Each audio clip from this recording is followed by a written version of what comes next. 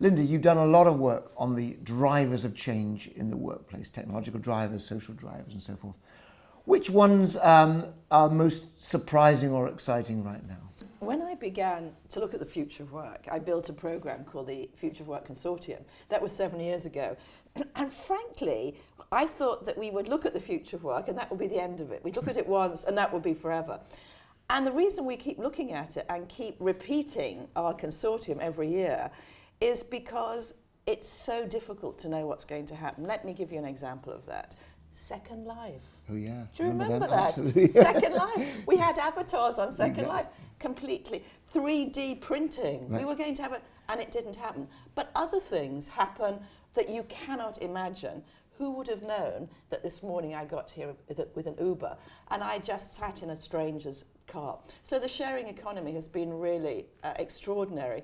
So some things you think are going to happen fast don't, and some things that you don't think are going to happen very quickly. So what do you do about that? Well, we just basically watch all the time. And also you have to have very big networks of other people with expertise. Right. And so if you look at the current exciting changes, as you say, Uber and the whole sharing economy is a big part of it. A couple more examples of trends which perhaps weren't on people's radar screens 3 or 4 years ago, which we see really taking an impact now? Yeah, well, I think everybody's talking about artificial intelligence and machine learning. And, you know, there's been some research that suggests that 40% of jobs will go.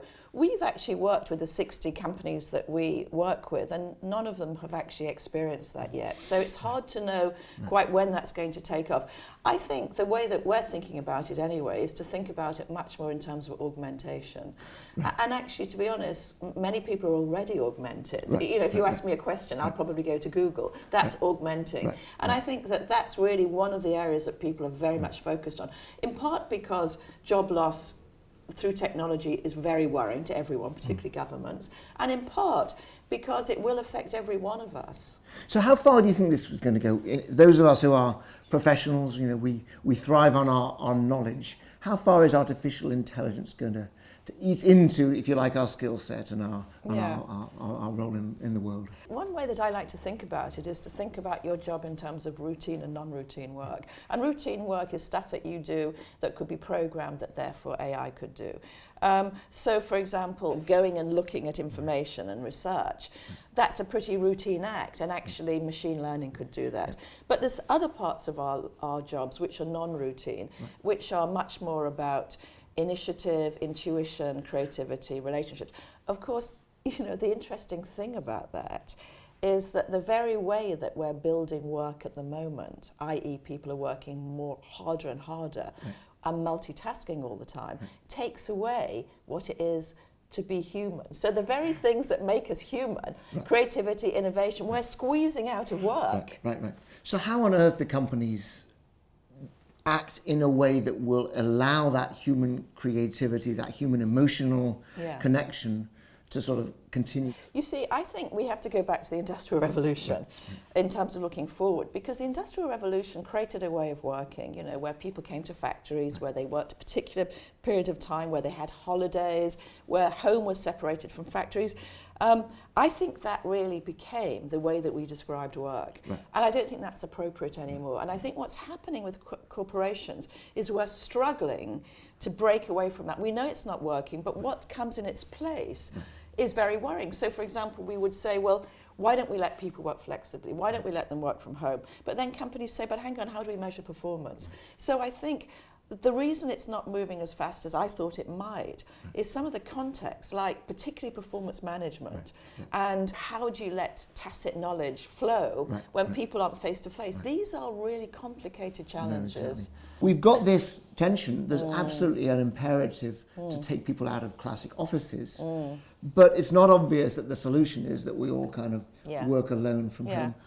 Where's the happy medium here? What can you think of an example of a company perhaps who's really kind of got this right? I mean, perhaps they're all struggling. I think they're all struggling. They're all struggling in different ways. But what I'm beginning to see, Julian, is that the Industrial Revolution treated all workers the same. You know, everybody was an interchangeable part. Exactly. And I think what's happened is we are becoming much clearer that people are different. You know, the first way we describe them as generational. You know, you're Gen Y, you're millennial, we're different. I think we're now realizing that that's an oversimplification and it's a stereotype as well. But in answer to the question of what does somebody want, it just depends on them. And I think what we're beginning to see is two things really. A much deeper understanding about what work is.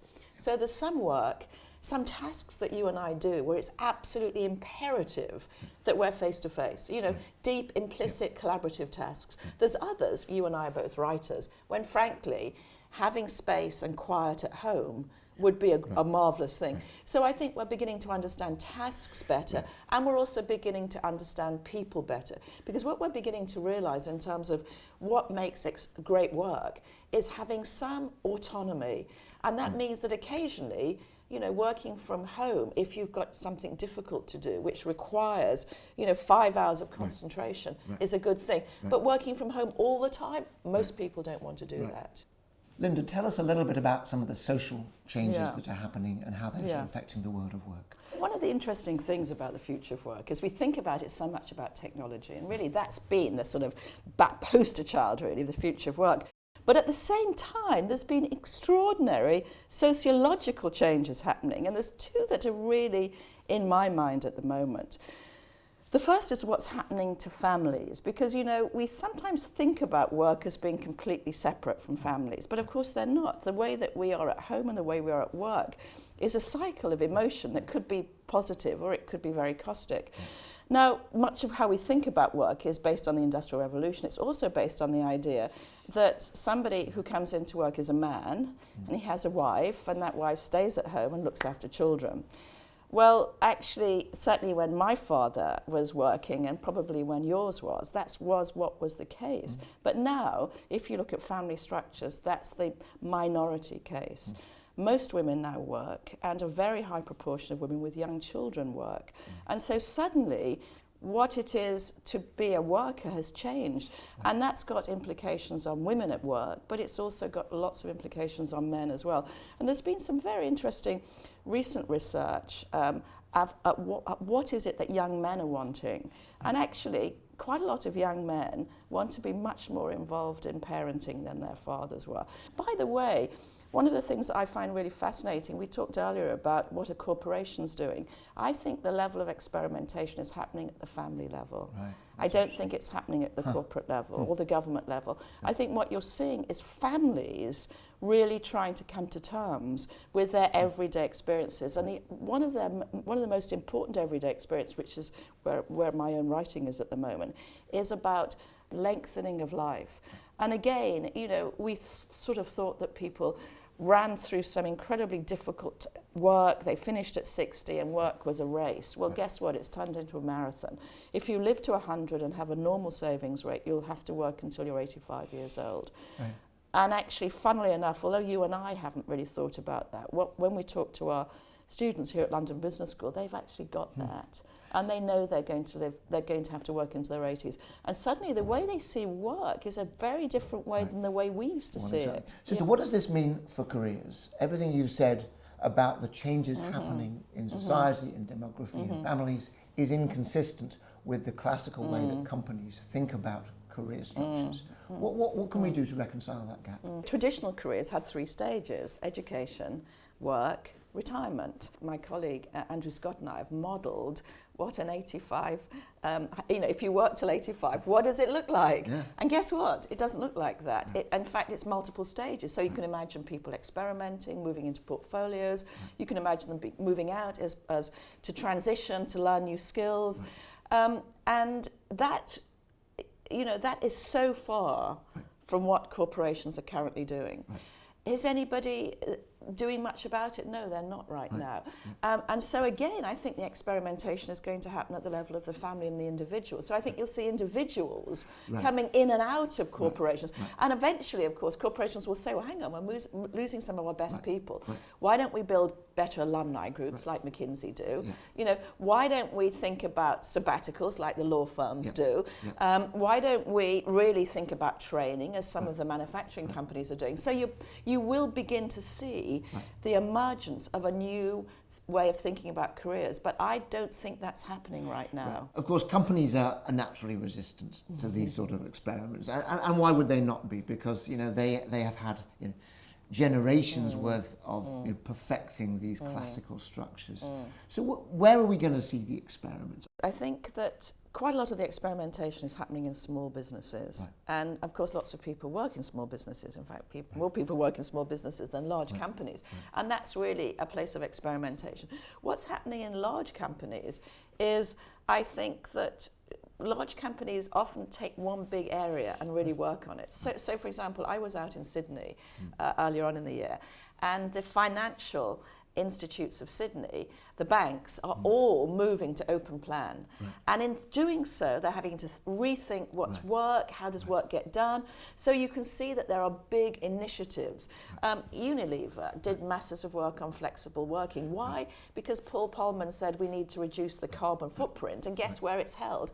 Moving in and out of, and commuting in and out to an office. So I haven't seen any company, a large company, that's done everything. Right. But what you do see is initiatives, and then of course one hopes that other initiatives will be building on that. I mean, I completely love the suggestions you're making, and I've written about them myself. Of but course. I've got this nagging worry, and hopefully you've got a view on this, because to some degree we've been here before. In other words, if we wind the clock back 20, 30 years, Charles Handy, people like that, were writing about this stuff then. Yeah. And the skeptic will say, well, hang on, how much has really changed? I mean, we've been worrying about the disconnect between what people need and what big companies have to offer. Is there anything about coming around to it this time which is dramatically different? I mean, is it just the case that perhaps we just got to experiment and figure out what the solutions are? What are your thoughts on this sort of deja vu feeling that many people have? I think you're absolutely right, and Charles Handy, of course, is a great friend of both yours and mine, a great friend of London Business School. So he's somebody that we listen to, and actually I think what's changed is technology platforms. I mean, how was I able to use Uber today? Right. Because of a technology platform. And when Charles talked about how he saw people working, in a way, he sort of saw them working like an Uber worker, didn't he? Where he could work, they could work when they wanted to for a fixed rate. So I do think that the technology platforms are what's going to move work forward. However, one thing that I think is very difficult, if we talk to companies right now, as we do, and say, what's the number one problem for you? It's performance management. We did such a disservice, really, to humans, building performance rating and performance management and all those dreadful forms. And actually, what we want, and you see it with your own children, I mean, they want continual feedback. They want you to tell you. But one of the groups I'm really interested in is the Royal Opera House. And I'm actually sitting now through the rehearsals for opera. And honestly, Julian, you would be shocked at how brutal they are. Really brutal. And I think what's happened in organisations is we've stopped giving really straight feedback. We've simultaneously made it more bureaucratic, but we've taken out the importance of just being straight to say and say to somebody, that was wrong, or that was right. No, I think that's true. And that's what we've got to get back to. And I think, although you have to be careful about the creative industries as a way of describing large companies, if you look at rehearsals at the Royal Opera House, that's how it should happen. And also, these are places where people feel okay about giving and receiving very tough feedback. But it's face-to-face, and it's in the moment. Right. Exactly. Yes, greater transparency, as you say, greater responsibility for saying you're doing a good job, you're doing a lousy job. Yeah, in the moment. In the moment, indeed. Good. Yeah. Thank you.